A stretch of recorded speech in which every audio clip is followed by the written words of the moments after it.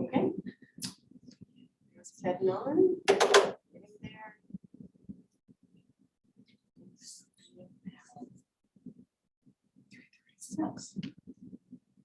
Ready? Good afternoon, everybody. Welcome to the Curriculum Committee meeting for the month of April. I'd like to start off with introductions with Diane. Diane Potter. Matt Marshall. Tony Veet. Veronica Babcock. And Angela Hardy, Director of Curriculum. Are we ready? Yep, we're ready. Okay.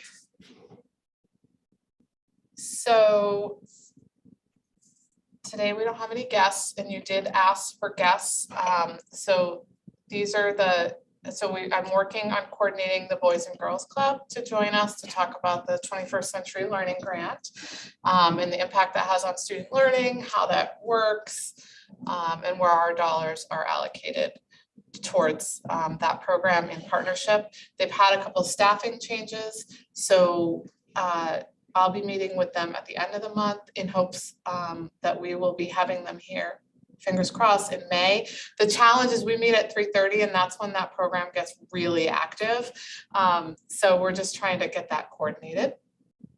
And then we're reaching the end of our year together. So we have meetings scheduled for May and June.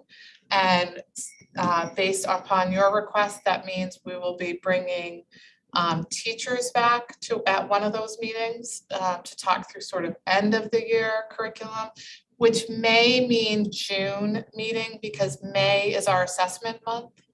And they won't actually have the data to support their thinking until June, right? Because we'll run all of our assessments, our local and our state assessments in May.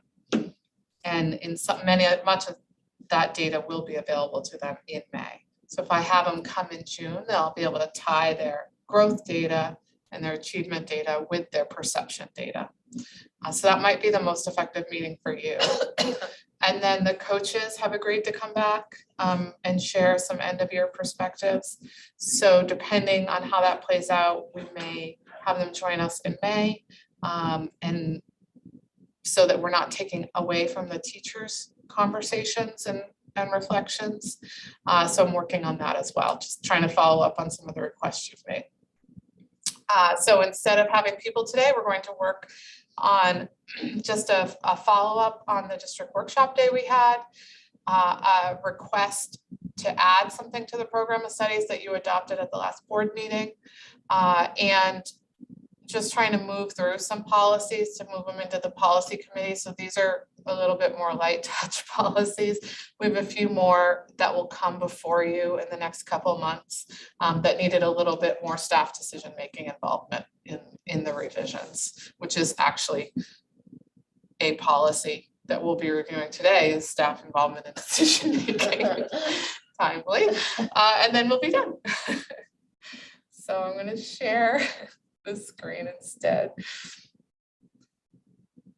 Okay, so we, as you know, have a pretty robust professional learning calendar that we move through. I share it with you usually at the beginning of the year, kind of touch upon it as the year goes through.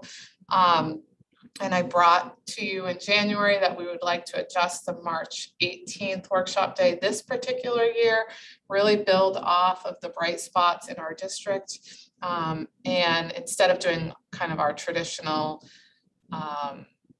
use some outside experts to move our professional learning forward, we decided we wanted to really lift up our internal experts and have them engage in workshops, lead staff through workshops, while also continuing to revisit our district goals around ensuring all children can meet grade level learning expectations and the organizational structure that we have been shifting to enable that. And so we did. We did make that change. So I know you can't see all the look at the concept of it. We launched a save the date in January with a kind of a focus on pride in our purposeful practices. In the morning on the 18th, We had a welcoming, and that welcoming actually started with a customized slide deck for every building that had notes of appreciation from community members for staff in that building. So every building had their own slide deck with their own set of notes of appreciation that community members sent in electronically in advance. And that was kind of running on a loop for them to see and kind of start their day with a nice positive tone. And then we moved into a keynote speaker who is Nathan Levinson. He has been doing a lot of work with us for 3 years. He originally was from the district management group. So a lot of our work around what we say is shifting practices to include all learners in grade level curriculum. He helped us by doing a really intensive audit about 3 years ago of our system and helped provide a framework for us to move forward. And he continues to engage with us, and he has shifted from district management group to launch something called New Solutions K-12, just his own version. And so we had him as a keynote virtually into all of our spaces, but people were in their buildings collectively, like in groups, so that they could turn, he had set times for them to turn and talk and make sense of what he was saying. And then afterwards, we had a facilitated debrief in each building and collected a lot of data from staff about how did that land, how does that fall with your expectations of where we're headed, what questions does it raise, so we can use that data to kind of further our work on shifting practices, engage where staff are, and also attend to some of the questions that are coming up and like, oh, okay, we need to lean in here or there. It was affirming for a lot of people. It raised some questions for some people. I think generally it went really well. We had one little technical glitch at the beginning, which is normal, and then off we went. And then the afternoon, which really was 10:30 to 10:30 to 2:45, we all gathered at the high school, and it was a beautiful, like 65-degree, sunny, dry day. The doors were open, the windows were open, and people had 3 sessions to select from, as in 3 hours to move through with a lunch break, and many sessions to choose from around literacy, math, inclusive practices, which means how do you sort of differentiate with all learners in your space. And in terms of communication, we gathered exit ticket data at the end of the day, and one was just like, were the materials informative? I always ask questions like this because I want to understand how to improve it. And on a scale of 1 to 5, 70% were in the 4s and 5s, so that's pretty good. The one challenge I would say is that there were probably 46 sessions that were offered across 3 different time slots. And there wasn't really a mechanism to say, sign up and commit to this. So what we did is we asked them to sign up to express interest prior to that Friday. And then we used that data to actually make some adjustments. So we had to add a second trauma-informed practice. We had to add a second brain-friendly routines for high-frequency words. We had to add a second session on using resources that vary perspectives on history and social studies, so that you're really understanding how to use primary and secondary sources more effectively. So we did things like that. We actually canceled one session because it looked like it had really low interest, and adjusted some of the other sessions, provided more support. So that part was great, but people are used to like having concrete answers. So they're like, but I signed up for this. And I was like, but you were 15 minutes late and all these people already filled the room. So I need you to pick a different session, So that part was a little bit of a struggle, rightly so. People were really flexible. One of our presenters actually added a session on the fly. She's like, you know what, I'm not scheduled for session 3, I'll run the same thing session 3. So like this group of 8 went to a different session and then came and went to her session 3, like on the spot. So there was a lot of that going on. Jackie Perret was running around the building, helping me move one session into a bigger room so more people could fit. So it wasn't perfect. So the folks that were the 1 and the 2, did they make a notice to why they? Like one felt like I should have them signed up, and then if it's full, I should have communicated. And the other, there was another one in there that under the ones that said, if they signed up, I should have written that each person in the district an email that told them which sessions they signed up for because they couldn't remember. And I should confirm that they're going to those sessions. Yeah, okay. So I think what I was like, okay, so I'm one person and there's 400 staff, like that's not gonna happen. Yeah. But what I did appreciate was like, okay, what's important to you is like clarity, and having a little bit of ambiguity is really hard for you. So in the future, how can we reduce the ambiguity and still offer the choice? So that's something to be gained from that, right? Like, okay, like I talked with Drew Riddle, who's pretty good at Google Suites, and he's like, there are some ways we can put caps on a Google form when you sign up. And I don't know how to do that, honestly. So, and Terry probably knows too. So there are some features we could use with tools we already have if we wanted to do something like this that might create a little bit more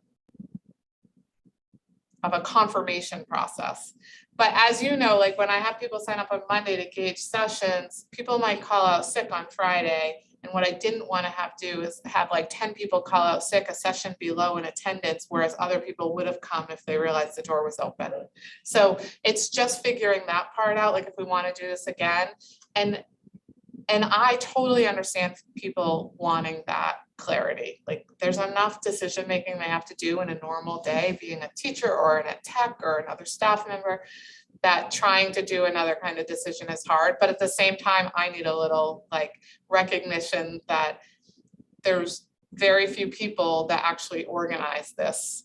And so it goes both ways, right? It's like finding that middle ground. The other, okay, there we go. Did the afternoon, so this is on that self-selected piece, did this learning sessions meet the session descriptions and outcomes?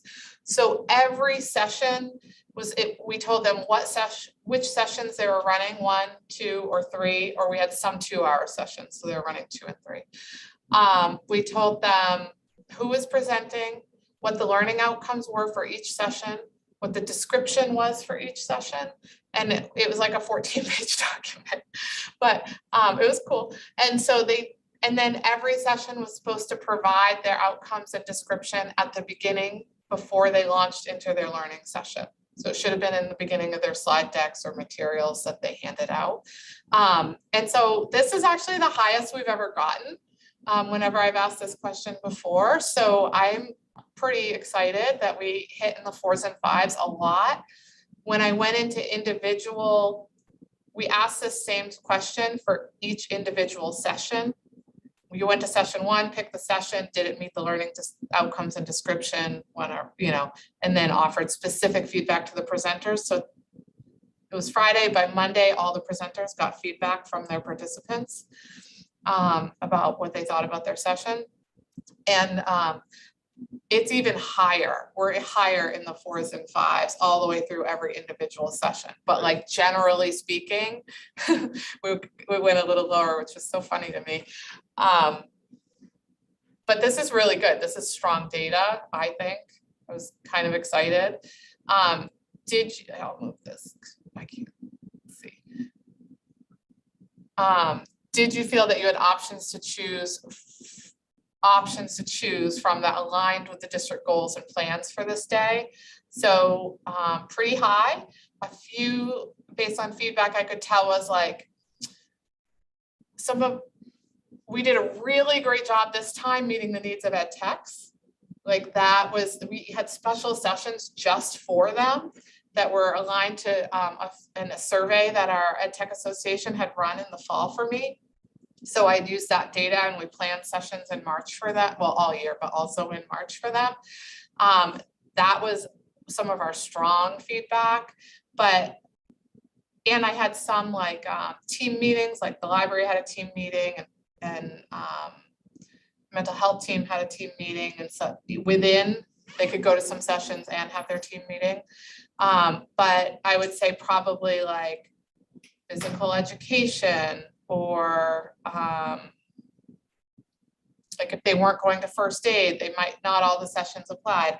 Or if science didn't think that they're also literacy instructors, they felt like maybe there could have been more science-oriented sessions.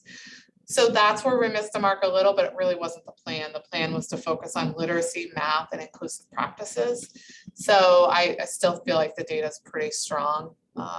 Even if not everyone felt like every need was met, generally it was met based on our goals for the day. And then these are just, I think you can see them.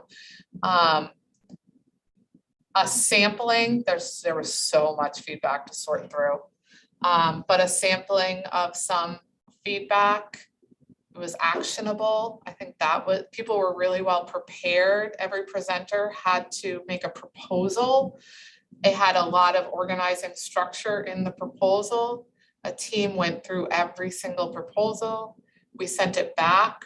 Not everyone got to present that wanted to.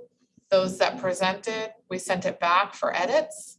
Like, okay, you're almost meeting our goals for the day. If you know, can you work with some people to, use this feedback to think about your presentation a little bit more? And they did. They were really responsive. So our presenters were really organized and prepared for the day, which was really nice. People had a good time. They were in a good mood. The weather was great. There were specific strategies. There was opportunities for dialogue, right? There was collaboration, self-reflection, and problem solving was happening. And then, so I thought I should add that because like not everything is great, right? Honestly, I sometimes dread these workshop days, but I found this one useful. That's good. Which, I've been a teacher. I totally understand. Sometimes they're not impactful. The homegrown talent piece was nice to see that someone recognized that. Someone who was presenting, who was really scared, found that it wasn't so scary, and that now people know they can be a resource. So I think that's pretty special.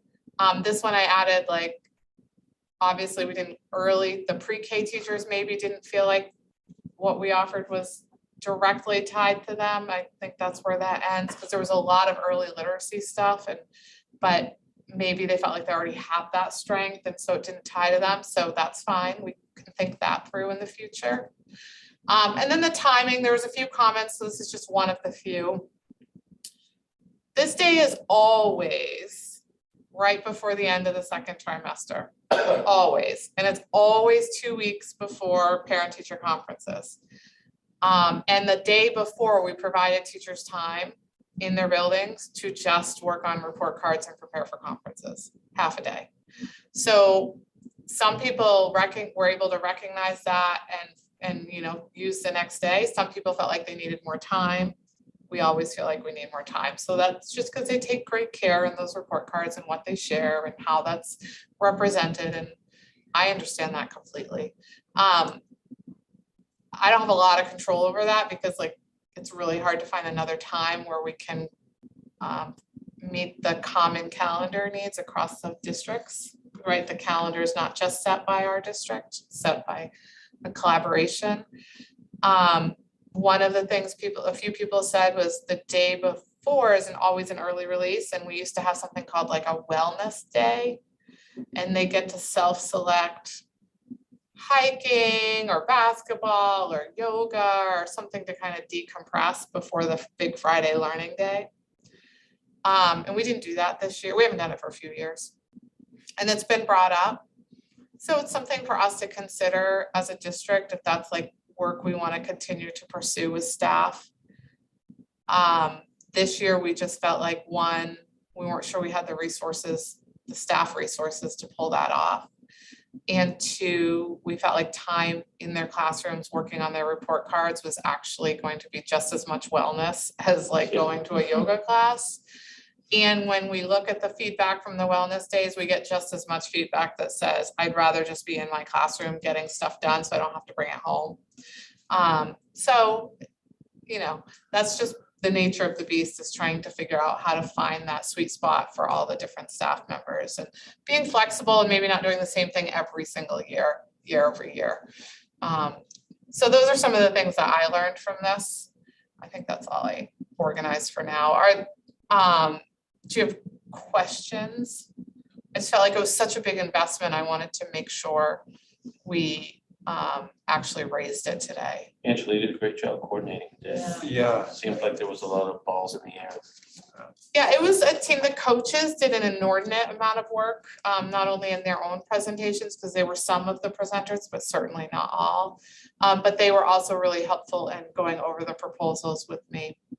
Leanne has issued contact hour certificates for every single person, which is actually, I don't have it up right now.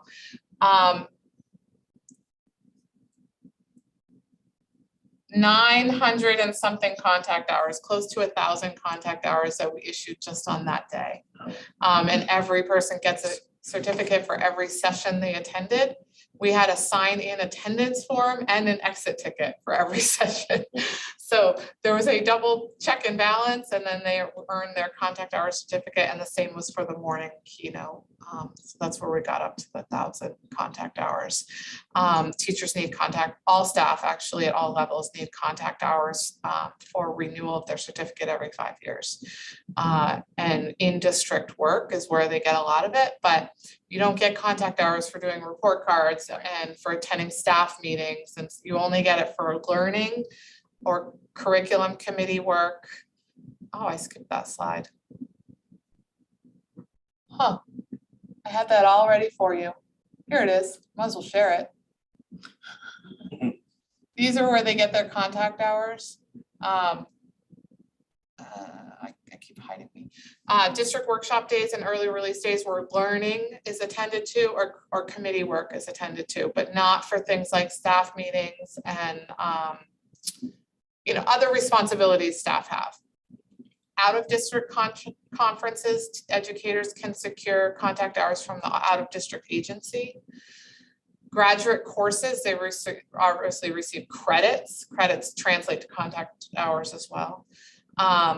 And so last year we issued in district over 3,000 contact hours. And this year we're about 2/3 of the way through in our last session, our last mailing of contact hours across the district, and we're at 2,655. So we're right on par with where we would be. And in the last few years, we've offered a lot more contact hours than we have in years prior. So that's pretty good for our staff. Yep.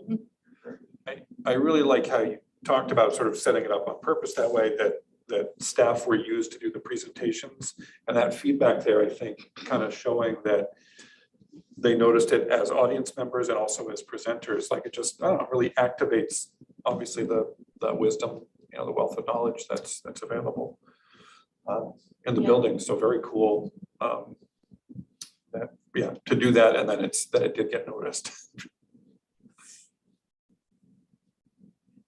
Yeah. The superintendent was in a classroom like days after that workshop. And the teacher said, oh, I'm trying something I learned on Friday. And she saw it. She's like, it was changed. That session changed me. It changed my practices. Like one 1 hour session changed the way she starts her whole class.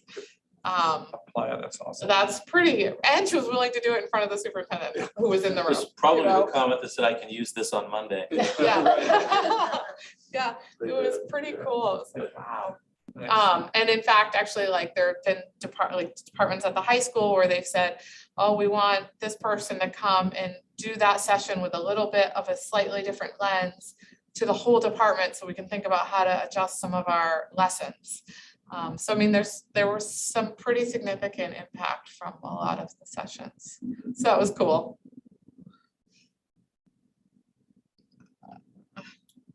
We didn't do that last year, did we? I mean, because of COVID, or was it? Yeah, I mean, we did some like staff-led sessions around technology and they were self-selected. So if you were trying to figure out how to use Edpuzzle or get better at using Google Classroom, you could meet with someone. Those were really well rated too. As long as it was a need I had and I went to the right person, they received really strong ratings. Near the end of those 2 years, they're like, okay, we're done. Right. We're done with those. So we really didn't embed almost any technology learning in this session. There was one where there was some really unique uses of technology for some engaging instructional practice. But I think people just needed a break. Like they've gotten pretty good and they're using it where they can, and they just were like, okay, we'll revisit that more in the future. I need some of the hands-on interactive. It was a lot of focus on like dialogue and interaction in terms of the sessions. And when this district had, what was that called? The TIF grant, Terry? The evaluation, when they were working on their supervision and evaluation grant for 5 years. One of the things that did come out of that, what were like some staff-led learning sessions, like they read books together and facilitated conversations, and some of those were rated really highly. It sort of depended on, did you want to do that? And were you invested in following through, that sort of thing. And those were the ones that had a lot of high ratings. So it's not a foreign concept to this district, but it's just not routine. It's not always a routine either that we've built in. So it's kind of fun to be able to, over time, we have new staff or we have staff learning new things to like give them an opportunity to really shine. That's and very share. interesting to me because I was part of that, we were on the board then. Yeah, oh, And I good. really never got a full feeling of what that did. If it was spotty, if people wish they'd never done it, if they'd done it, just loved it, so. That's good to hear. I only know what I can find or the stories I hear from people, right? Yeah. So I look through other people's And I served notes. on a committee as a parent out Oh. at Riverview during that time for their math. And it was very eye-opening. I mean, as an educator at my school, never went through that, but it was nice to see all those resources and those book studies being utilized and people learning from them and the kids benefiting from it and the families benefiting. So it really was a powerful time, even though it was a lot of work. It was a lot of work. The Good to sentiment, know. yeah, the sentiment, it was a lot of work for sure. That's come across like really crystal clear. I gathered that. Yeah, so trying to figure out how to do this in such, like carry some of the really great things from that time period forward without the Paperwork piece. Because that, I mean, it was a lot of, you had to document everything. Yeah. We met every 2 weeks, maybe. I mean, we met quite a bit. I couldn't always make them all because I had to leave work early, but it definitely was a lot of work on the administrative end. Yeah. So. trying to make it sustainable, I guess. Yes. Okay, so any other questions about the workshop day? Okay, so the next item there, and I'm sorry, I'm looking at this, but here it is. Nope. I'm missing a document. Okay, full transparency here. So I'm gonna talk it through. That's what we're gonna do for now. So you adopted the program of studies request at the board meeting under our curriculum committee report out is where we embedded it for logistic reasons. And that was fine, it went well. Since then, we've had, as we often do, we're working on scheduling for next year. We're trying to understand our staff configurations. we're in a budget cycle. We have an opportunity to offer an additional course at the high school that isn't going to impact us having to add or remove a staff member. So there's available space that wasn't usually available because we usually had the person working with the middle school at a certain period of time, and we don't have that same allocation. It's just gonna look a little different. So there's an opportunity on an O day or a B day to offer a class, one additional class. We haven't obviously offered it to the students yet because it needs to go through the board. And if we do, then there's a chance the class wouldn't get the enrollment we need because of the timing. It's after the traditional course enrollment sign-up period. But we thought maybe, since it's a lot of moving parts, that we would at least see if the course would get approved. And if approved, then we can figure out if all these other parts and pieces can fit or not. So I have the course description. I can't find it. Somewhere. I know who sent it to me. I mean, it's like, it's embarrassing, but I've gone through my whole computer. I cannot find the form. So I emailed the principal and he's getting it himself to forward to me, but it apparently hasn't arrived yet. So I'm gonna talk through it. And if you feel like you need the exact details, we can embed it in the agenda for tomorrow night under the curriculum committee report out, like we did last time. We could follow the same process. So it's called music theory. We don't offer music theory now, so it would fall under the visual and performing arts. And it would meet a visual and performing arts credit, which could be one of the many choices they have for visual and performing arts credits. And they have to have, I think, 1 credit for graduation. And there is no prerequisite, so it's open to anyone. But it's not applied music in the sense like they're not going to be performing an instrument, right? It's theory. It's the history and the rationale for music in a more sophisticated manner than they would get through their K-8 music programming. And there is a paragraph written about this course. And it would be, a semester every other day for 80 minutes.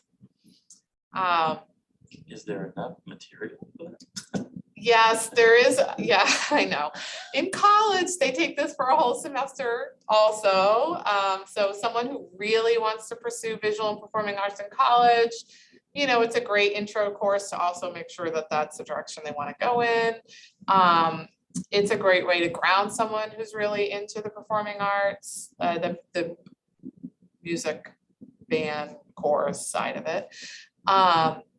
It's a great way for someone who doesn't really want to do the visual arts to get a credit. So if we're looking at like student choice, we won't know prospective course enrollment. And so if courses enroll low, we cut them for that year, right? They may stay in the program and studies, but we don't offer them. And then we kind of look over time. Does that course hold enrollment over time? And that's where some of our program of studies edits come from. Like that course isn't holding enrollment each time we've offered it, so we're not going to have it in our program anymore. We need to be thinking differently about that. So that's why it's so important every single year to go over your program of studies. What's the cutoff threshold? For the numbers? Yeah. Didn't it used to be 8 and now it's 11? I'm not entirely sure. I'd have to look. What grades? It would be open to anyone in high school, no prereqs. So they wouldn't have to take another course in order to get into that And course. it's really zero cost to the budget. There's no. Yeah, it's not really changing anything. We can't move someone into halftime. We can't, you know what I mean? Like, Yeah. So it's just making a more robust program with some time that just got adjusted in the schedule. And And we'd have to have a plan B if the course enrollment doesn't work with our plan B to make sure everyone is fully and adequately supported. Based on your description, I don't think I really need to read anything in writing, frankly.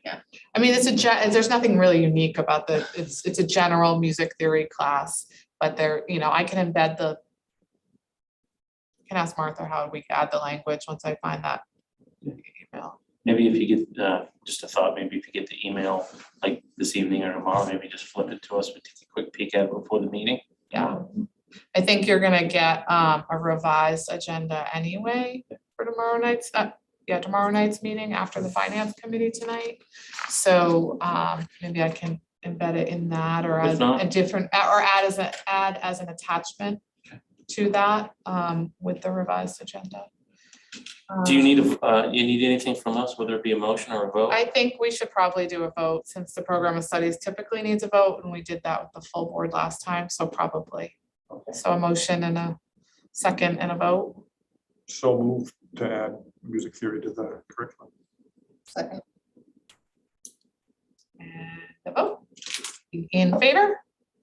Unanimous. Thank you. I will follow up with you, just so you know where this all lands. That's the kind of course that kids really enjoy too. Some kids really enjoy it. Yep. Yep. And for some kids, it's like, I don't have to do art, I don't have to play in the band, I don't have to sing in the chorus, I can just read some books, take some tests and learn. Right, Yeah. right. And Look at the dots. yeah, I think there was some composition they can do, like, Okay. but they don't have to play it, Right. right? And so that's really helpful with like music notation and understanding how those all those elements come together to create kind of like an art class when you're learning the elements and then just More creating options, which is good. Yep. Yep, options are good. Okay, so now let's do a quick policy review. And I'm gonna put it back up, Terry. I'm just gonna, because they're attached, so I'm gonna just scroll them. And you've got them in your email. Oh, sorry, Terry. You're good, so keep going. So she'll have it showing in just a second. The first one is policy GBB, staff involvement in decision making. So what I did, and Tony, I hope this works for you. I like to usually use the editing tool, but instead I've learned just underline and strike through, right? Yes, Great. that works, yeah. So this is just the policy you currently have in the books with the edits that I would suggest moving forward, which is just, one of them is just consistency. Oh, and I already missed one. Yep. Well, Sorry, we sorry. can make note of that Yeah. before it goes to policy. Yeah. So to have it say MSAD11 school board the first time, but just say board the rest of the times. So And Pat's been doing that. yes, so I just missed one along the way. So yeah, this one is really just making sure that when we're going through policies that have to do with this committee or curriculum instruction and school programming, that there's opportunities for staff to understand that a policy exists, and it doesn't have to be every staff member, let's be clear, but to have a group of staff members looking at it and providing feedback as we go through the revision process. And there are some elements of a policy that are connected directly to rules and regulations, law. So those are the pieces we really can't be editing. But where there's a little bit more of interpretation as it relates to the classroom level or building level practice, it's important just to have staff involvement in these policy changes. I've done that recently with report card, the master and grading policies, as we're editing report cards at the elementary level. Those policies will be coming back to you later this spring. And we had a committee looking at that. I'll have an upper level committee group looking at that, providing some feedback as well. Before it comes here, then from here goes to policy and policy goes to board. So that's sort of what this is about.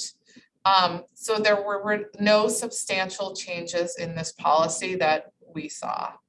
It's just about cooperation, collective responsibility, helping teachers understand where policies fit in their work is also the other reason for engaging staff, not just how their work can influence policy, but the other way around. And then these are the, it's so funny that, I think it's the way I'm visually showing it, because those were all lined up.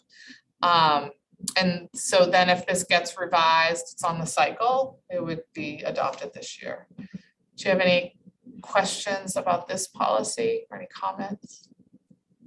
Do you want to just go through them all at once and then? Yeah, sure. Okay. All right, the next one, we have a curriculum development and adoption policy. I did review the main school management sample policy on this to double check any changes that might have come forward. Read it through with the lens of where we're at, and did request a few adjustments. These are certainly up for discussion, but mainly in the second paragraph, the reason I struck through accommodate a variety of learning styles is twofold. One, the research on learning styles is actually fairly out of date and not conclusive. And I believe that providing multiple options for students to learn and demonstrate proficiency, so the first part, pathways for learning, and the second part, demonstrating proficiency, is accommodating a variety of learning styles. So it felt redundant. So that's just a recommendation that phrase be removed because it's already taken care of in the other ones. In section A, I'm not sure it's in our best interest to name very specific national documents in our local board policy when our job is to follow the state learning results. And so I edited it to say school administrators and staff will be sensitive to the revision cycle adopted by the Maine Department of Education as it results to the learning results and other changing conditions that may require modifications in curriculum. So I did not add anything. And if there are national documents that are influencing the Department of Education's thinking on our Maine learning results, but haven't been officially adopted yet because of their review cycle, changing conditions that require modifications would be considered a changing condition. It'll be documented in the Department of Ed's review cycle that they're looking at, let's say, next gen science standards in their 5-year science review cycle. And therefore we would have some support in also looking at that document while the state undergoes their review. So I just felt like the direction the state has gone in terms of how they've interpreted Common Core and Next Gen Science standards into their own learning results system and framework. And where we're at in your policy, you may just want it to be that you're sensitive to the learning results cycle and changing conditions without naming something. Eventually, Common Core Next Gen Science standards may be an outdated term anyway. So that was that rationale. Letter B is just a language clarification. It didn't work. Same with letter D. It was just alignment of phrasing. So basically, we're going to be up to date. We're going to meet the needs of students.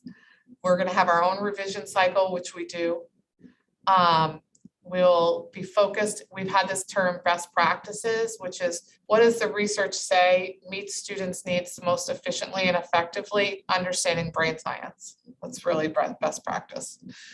And that you have an opportunity to review curriculum guides and course descriptions and courses of study, which we just did. So that is a continuous practice for us.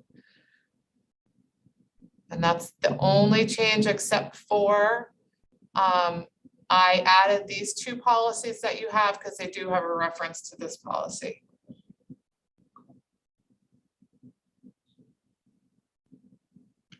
And then the last one for tonight, IHA.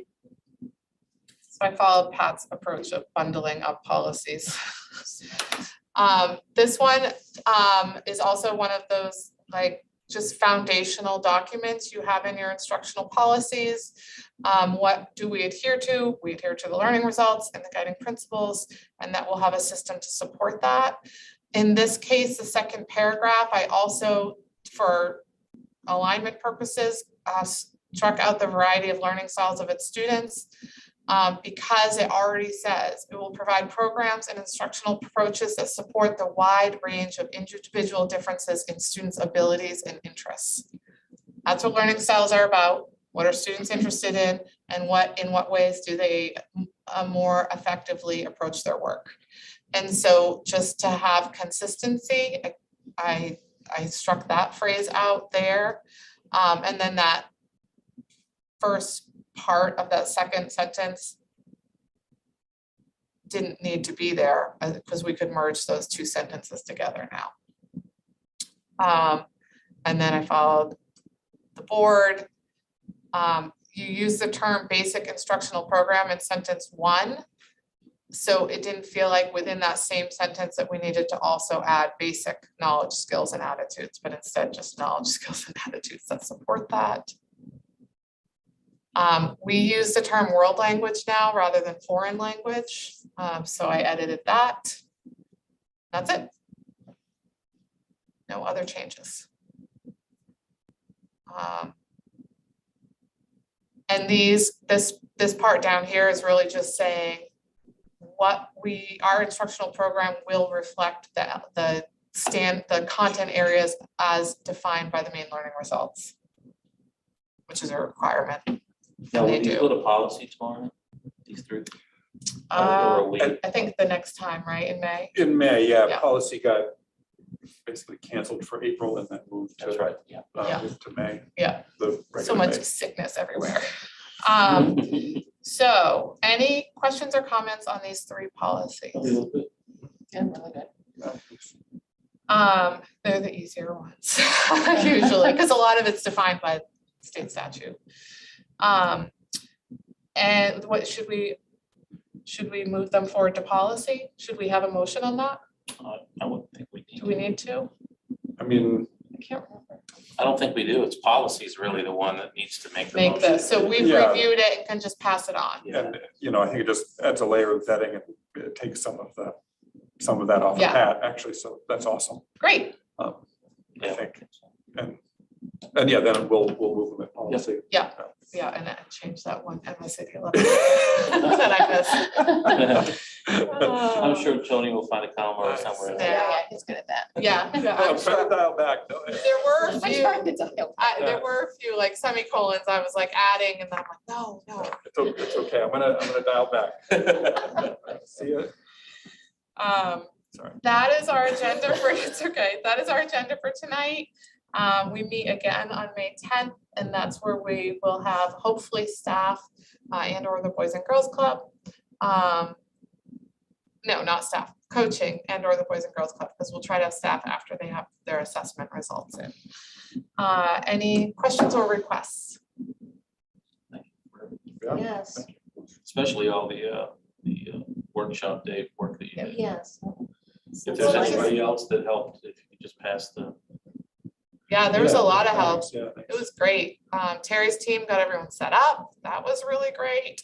Chad had us using the high school, which was really great. That was good. It's good all the way Terry around. touches everything. pretty much. Yes, very true. Touches Her everything. team, yeah. That's a Thank- leader, that's a leader.